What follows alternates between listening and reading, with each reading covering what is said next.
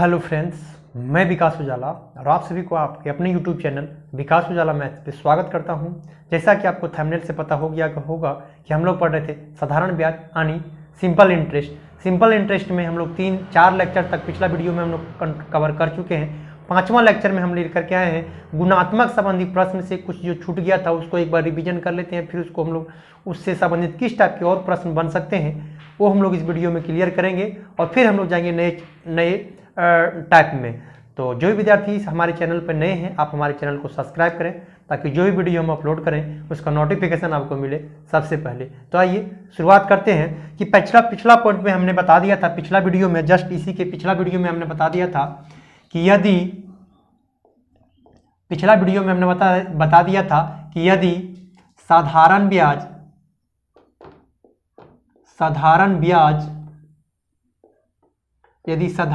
मूलधन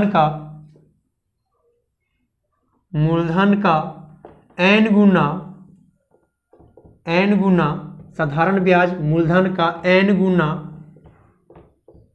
गुना हो जाता हो यानी साधारण ब्याज अगर मूलधन से n गुना हो जाता हो तो वैसे प्रश्नों को जस्ट इसके वीडियो में देखिए हमने बता दिया था RT बराबर n × 100।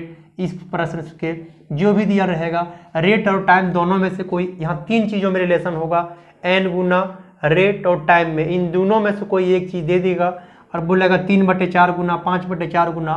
तो वैसे प्रश्नों को हम लोग इस प्रकार से सॉल्व कर लेंगे।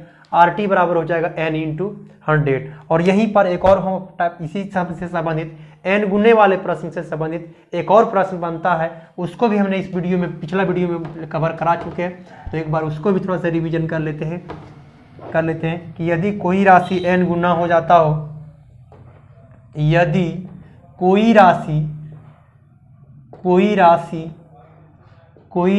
n गुना हो जाता हो, यदि कोई राशि n गुना हो जाता हो तो हम लोग कैसे सॉल्व करेंगे। या तो इसी चीज को एक और तरीके से लिखा जा सकता है, या किसी राशि का मिश्रधन मूलधन का n गुना हो जाता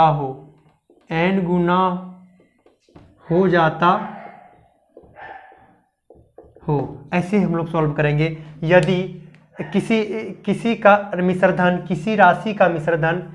राशि का मिश्रधन, यहाँ राशि लिख लीजिएगा, किसी राशि का मिश्रधन मूलधन का n गुना हो जाता हो, तो जहाँ पर लिखा हुआ प्रश्न में आता हो कि हो जाता हो, इसका अर्थ है कि मिश्रधन हो जाता हो। तो वहाँ हम लोग किस प्रकार से लगा लेंगे, ये लिखा हुआ हो जाता हो तो हम लोग यहाँ लगा लेंगे RT बराबर लिख दिए थे n - 1 ×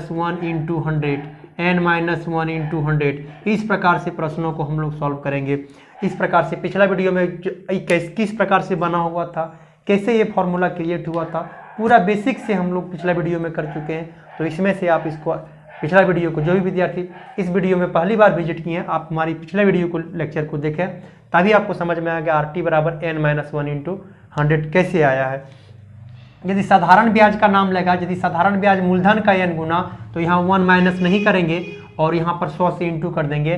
तो उस परिस्थिति में हम लोग लगा लेंगे RT बराबर n × 100। उस परिस्थिति में लगा लेंगे RT बराबर n × 100। अगर मिश्रधन का n गुना या n गुना हो जाता हो तो उस परिस्थिति में मतलब साधारण ब्याज का नाम लेगा तो हम लोग साधारण ब्याज n गुना होगा तो इसे सॉल्व करेंगे, मिश्रधन n गुना होगा तो हम लोग इस प्रकार से सॉल्यूशन कर लेंगे। और कुछ प्रश्न भी हम लोग पिछला वीडियो में कवर कर चुके हैं। तो नेक्स्ट आज चलते हैं हम लोग नेक्स्ट क्वेश्चन, एक प्रश्न ले लेते हैं, इस पे एक और प्रश्न हम लोग इस पे कर लेते हैं। पिछला वीडियो में हम लोग प्रश्न भी करा चुके हैं और फिर से एक और यहाँ प्रश्न ले लेते हैं। देखिए प्रश्न है कि कोई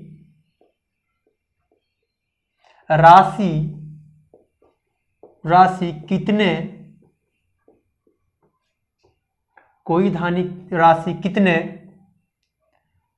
प्रतिशत की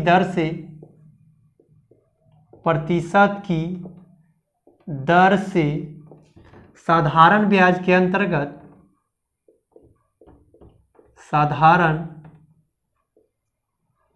ब्याज के अंतर्गत साधारण ब्याज के अंतर्गत कोई राशि कितने प्रतिशत की दर से साधारण ब्याज के अंतर्गत साधारण ब्याज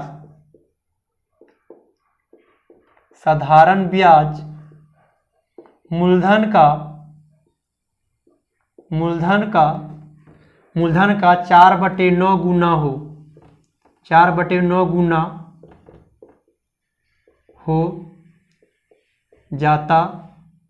हो जाएगा। आपसे क्वेश्चन कहा जा रहा है कि कोई राशि कितने प्रतिशत की दर से, रेट पूछा जा रहा है कितने प्रतिशत की दर से साधारण ब्याज के अंतर्गत साधारण ब्याज मूलधन का 4/9 गुना हो जाएगा यदि ब्याज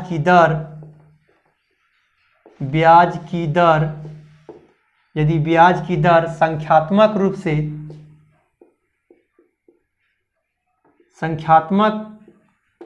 से समय के बराबर हो।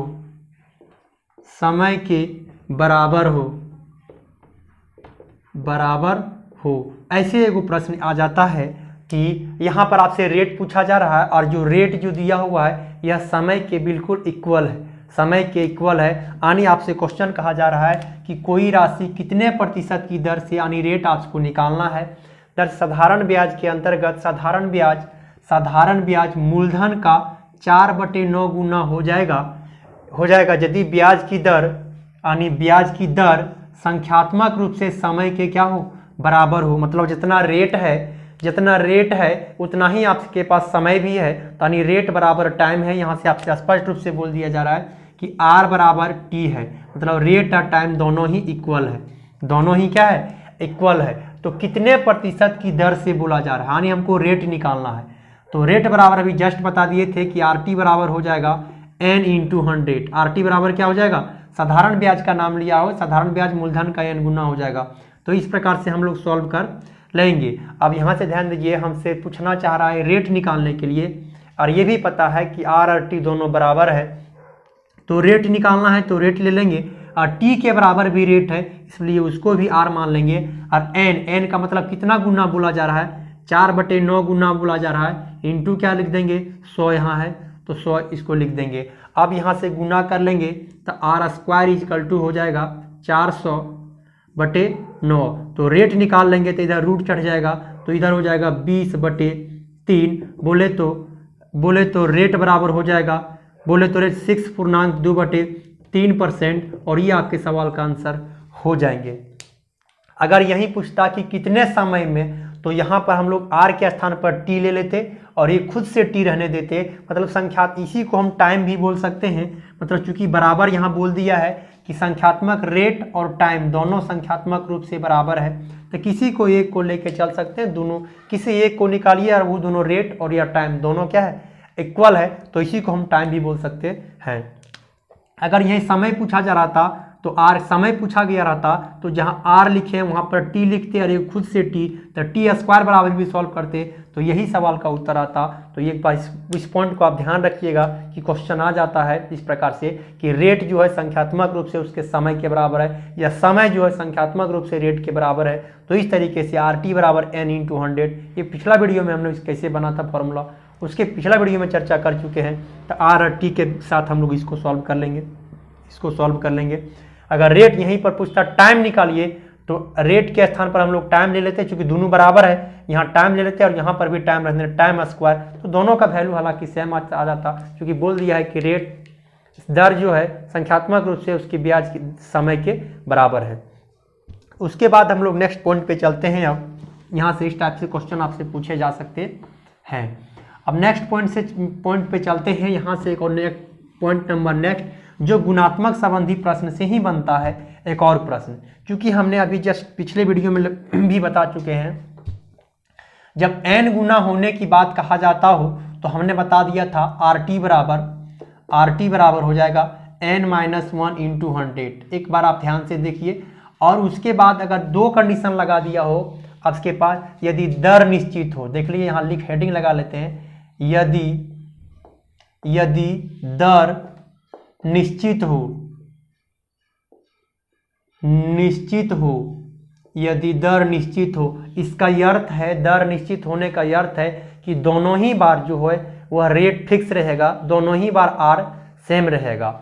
यहीं से आप समझिए, यदि रेट बराबर आपसे निकालना हो, आर टी बराबर निकालना हो, तो देखिए दोनों बार आपसे रेट अगर टाइम है तो एक को मान लेते हैं T1 और एक को, और रेट सेम रहेगा और एक को मान लेते हैं T2, और यहाँ पर इसको N1 मान लेते हैं और एक को मान लेते हैं N2 - 1 × 100, और दोनों को अगर डिवाइड कर दीजिएगा तो देखिए यहाँ से क्या फॉर्मूला बन जाएगा कि 100 के साथ 100 देखिए कटने को तैयार है, इसके साथ कट जाएगा, और दर निश्चित है तो बोल दिया है कि कट जाएगा। तो यहाँ से याद रखिएगा, एक पॉइंट निकल के आता है T1 बटे T2 बराबर N1 - 1 और बटे N2 - 1। ये फॉर्मूले को आप याद रखिएगा। इस पर क्रॉस प्रश्न कैसे बनाता है अभी जस्ट हम आपको प्रश्न से क्लियर करते हैं, लेकिन याद रखिएगा T1 बटे T2 बराबर N1 - 1 N2 - 2 और बाकी सब कट जाता है। ये फॉर्मूला किस पर कैसे बना हुआ है अगर आप जानना चाहते हैं तो मेरा पिछला वीडियो में आपको आप देखिए, सभी चीज़ें को हम बता चुके हैं। यही कंडीशन जिस प्रकार से यहाँ कंडीशन लगाता है उसी प्रकार से दो बार अगर एक ही क्वेश्चन में बोल दिया जाता हो और ये को फिक्स कर दिया जाता हो रेट को, तो रेट कट जाएगा, 100 कट जाएगा। तो यहाँ से ये फॉर्मूला निकल के चला आता है। इसका फुल बेसिक हम आपको बताने जा रहे हैं। इसको पहले को प्रश्न ले लेते हैं, उसके बाद देखिए यहाँ से एक हम प्रश्न ले लेते हैं, उसके बाद हम आपको समझाते हैं। यदि ब्याज की दर यहाँ क्या बोला जा रहा हो कि निश्चित हो, मतलब रेट चेंजिंग नहीं रहेगा, तो इसका प्रश्न कैसे बनता है देखिए। एक प्रश्न ले लेते हैं कि कोई राशि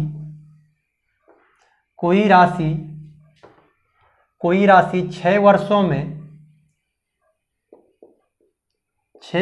में निश्चित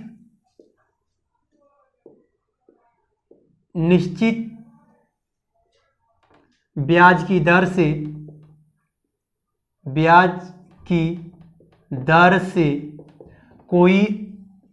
कोई धन, यहाँ धन जोड़ दीजिए, कोई धन 6 वर्षों में निश्चित ब्याज की दर से 2 गुना हो जाता है,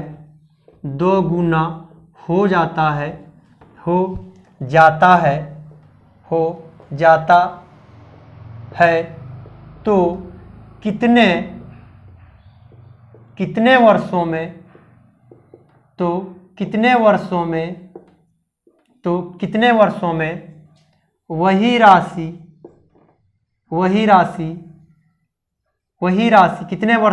राशि 4 गुना हो जाएगा,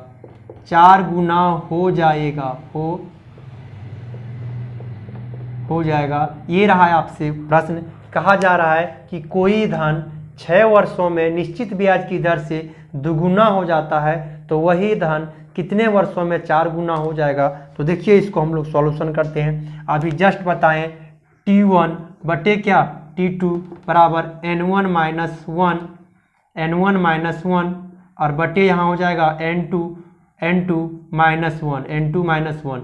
इस प्रकार से आप सॉल्यूशन कीजिए तो अभी जस्ट आपसे निकल के चलाएगा। देखिए कोई धन 6 वर्षों में, अगर 6 वर्षों का नाम लिया है मतलब T1 आपसे दे दिया है, T1 देखिए आपसे दे दिया है 6 लिख दीजिए, और कितने वर्षों में वही राशि 4 गुना हो जाएगा। फिर से T2 नहीं पता है तो T2 के स्थान पर आप T2 रहने दीजिए, और पहला बार बोला है कि दुगुना हो जाएगा तो यहाँ 2 लिख दीजिए -1, फिर बोला 4 गुना हो जाएगा तो 4 - 1 लिख दीजिए, और यहाँ से आप इसको सॉल्यूशन कीजिए तो ऊपर में हो जाएगा 6 बटे T2 बराबर 2 में 1 चल जाएगा 1, और यहाँ पे हो जाएगा 3, इसको घटाइएगा 3, तो T2 बराबर निकल जाएगा 18 वर्ष, T2 बराबर हो जाएगा 18 वर्ष, और यही आपके सवाल का उत्तर हो जाएगा। तो अगर कभी भी ऐसे प्रश्न को पूछा जाता है कोई धन 6 वर्षों में निश्चित ब्याज की दर से दुगुना हो जाता हो तो वह कितने वर्षों में 4 गुना होगा, इस टाइप के अगर प्रश्न बनाता हो तो हम लोग T1 बटे T2 N1 - 1 और N2 - 1 से लगा लेंगे, तो यहाँ से इस सवाल को उत्तर आ जाएगा। क्या हो जाएगा, तो अगर निश्चित दर से 6 वर्षों में दुगुना हो जाता है तो 4 गुना कितने वर्षों में होगा, तो 18 वर्षों में 4 गुना हो जाएगा। इस बात को आप ध्यान रखिएगा और इस टाइप से आप इसको सॉल्यूशन कीजिएगा। एक्स को एक तरीके से हम और भी सॉल्व कर सकते हैं, एकदम बेसिक तरीके से हम आपको समझाते हैं। देखिए यहाँ से इसको सॉल्व करते हैं। देखिए आप समझिए, इधर सबसे पहले एक बात समझिए कि अगर साधारण ब्याज बराबर हो जाता है P into r into t बटे 100 होता है। अगर रेट फिक्स रेट है निश्चित प्रतिशत की दर से, रेट निश्चित है, मूलधन भी अगर निश्चित है, तो आप खुद से समझिए, अगर मान लिया जाए सपोज डैट 100 रुपया हमने लगाया है, रेट फिक्स है, रेट जो भी है फिक्स है 5% की दर से, और टाइम अगर हमने मान लिया, टाइम 5 साल मान लिए, और यहाँ से 100 से अगर हम भाग लगा देते हैं, 100 से अगर हम भाग लगा देते हैं, और यहाँ टाइम आप रेट कुछ मान लीजिए। देखिए यहाँ हमने रेट आप कुछ मान लीजिए 5% की दर से, और टाइम मान लेते हैं 2 वर्षों के लिए। तो यहाँ से एसआई निकालिएगा तो 100 के साथ 100 कट जाएगा, और यहाँ से 10 रुपया आ जाएगा। कितना आ जाएगा? 10 रुपया। अब आप समझिए कि अगर रेट को फिक्स कर दिया जाए, मूलधन भी फिक्स रहे, तो जितना गुना आप टाइम कीजिएगा उतना गुना आपका साधारण ब्याज प्राप्त हो जाएगा। क्यों? क्योंकि साधारण ब्याज में क्या होता है, मूलधन, रेट और टाइम डायरेक्टली प्रोपोर्शनल होता है। इसलिए जितना गुना आपका टाइम होगा, जितना ही गुना आपका टाइम होगा, उतना ही गुना साधारण ब्याज होगा। ऐसा क्यों? देखिए अगर यहाँ पर 2 लिखे हुए हैं, इसका दुगुना कर दिया जाए, रेट टाइम 4 गुना कर दिया जाए, तो देखिए यहाँ पर भी साधारण ब्याज कितना हो जाएगा? 20 हो जाएगा। तो देखिए 5 चौक 20, दुगुना 20 हो गया। देखिए ब्याज भी दुगुना हो गया। ब्याज दुगुना हुआ या नहीं हुआ? देखिए जो टाइम था दुगुना करके 4 कर दिए, तो देखिए साधारण ब्याज भी दुगुना हो जाएगा। अब यहाँ से टाइम को गुना करके 3 गुना कर दीजिए, 3 गुना कर दीजिए, तो ये हो जाएगा 6। तो देखिए 6 पचे 30 रुपया आपको प्राप्त होगा साधारण ब्याज। तो देखिए पहले से क्या गुना हो गया? 3 गुना हो गया। तो इसका मतलब यहाँ से एक पॉइंट क्लियर हो जाता है कि जितना गुना साधारण ब्याज हो जाएगा, जितना गुना आप टाइम कीजिएगा, जितना गुना साधारण ब्याज होगा उतना गुना टाइम भी होगा। इसका उल्टा भी ठीक है कि जितना गुना आप टाइम कीजिएगा उतना गुना रेट भी हो जाएगा। सॉरी, उतना गुना आपके पास, जितना गुना टाइम से कीजिएगा उतना गुना एसआई हो जाएगा, जितना गुना एसआई कीजिएगा उतना गुना टाइम भी हो जाएगा। तो देखिए इस प्रश्न को हम इस तरीके से भी आसानी तरीके से सॉल्व कर सकते हैं, बट ये कॉन्सेप्ट आपको आना चाहिए। देखिए मान लिया जाए यहाँ पर हम P लिख दिए, अमाउंट लिख दिए, एसआई लिख दिए, और यहाँ पर टाइम लिख दिए, T लिख दिए। अब आप समझिए कि कोई धन, मान लिया जाए एक धन 6 वर्षों में, टाइम आपसे दे दिया है 6 वर्ष, लिख दिए। क्योंकि साधारण ब्याज में इतना ही तो होता है, प्रिंसिपल, अमाउंट, एसआई और टाइम, बस ये होता है। देखिए कोई धन 6 वर्षों में, तो 6 वर्ष हमने लिख दिया। निश्चित ब्याज की दर से, मतलब रेट निश्चित है, दोगुना हो जाता है का मतलब हो गया मिश्र धन हो जाता है। तो अब लगाए थे 1 और हो कितना गया? 2, तो हमने लिख दिया 2। अब आप खुद से समझिए, पिछला वीडियो में हमने वीडियो नंबर 1 में बता चुके हैं, फर्स्ट नंबर में, कि मिश्र धन में क्या क्या जुड़ा हुआ रहता है, मूलधन और प्लस ब्याज। तो ब्याज, मूलधन आपको दिख रहा है 1 है, मिश्र धन 2 है, उसमें से 1 मूलधन है, तो साधारण ब्याज क्या रहेगा? 1 रहेगा। साधारण ब्याज क्या रहेगा? 1, क्योंकि ये दोनों मिल करके बनता है क्या? मिश्र धन। इंटरेस्ट और मूलधन दोनों जोड़ के बनता है अमाउंट। फिर आगे क्या कहता है वो समझिए, हो जाता है कितने वर्षों में वही राशि का मतलब जितना आप लगाए थे वही 4 गुना हो जाएगा। तो यहाँ 4 लिख देंगे। तो आप समझिए एसआई और पी जुड़ करके 4 बनना चाहिए। अगर मूलधन 1 है तो यहाँ पर हम 3 लिख सकते हैं। यहाँ पर क्या लिख सकते हैं? 3। ई और ई दोनों जुड़ करके अमाउंट बनता है। अभी जस्ट मैंने आपको समझाने की कोशिश किया। बताइए यहाँ से क्या गुना हो गया साधारण ब्याज? यहाँ कितना से गुना करेंगे कि साधारण ब्याज यहाँ 3 प्राप्त हो जाएगा? तो आप कहेंगे कि सर यहाँ 3 से गुना करना पड़ेगा। तो यहाँ पर वो इतना ही गुना कर दीजिए आप यहाँ पर भी। तो 6 या 18 वर्ष, और यही आपके सवाल का क्या जाएगा? आंसर हो जाएगा। यही आपके सवाल का क्या जाएगा? आंसर हो जाएगा। एक बात आप ध्यान रखिएगा, जितना गुना आप साधारण ब्याज होगा उतना ही गुना टाइम हो जाएगा। जितना गुना आप टाइम होगा उतना ही गुना साधारण ब्याज प्राप्त होगा। ये दोनों बात को आप इसमें से सेट कर लीजिएगा। क्योंकि एसआई जो होता है, एसआई बराबर होता है PRT/100, तो P, T और R के साथ डायरेक्टली प्रोपोर्शनल हो जाता है। इस वजह से हम लोग बता सकते हैं कि जितना गुना जितना गुना आप कीजिएगा टाइम को उतना गुना हो जाएगा एसआई, और जितना गुना कीजिएगा एसआई उतना गुना हो जाएगा टाइम।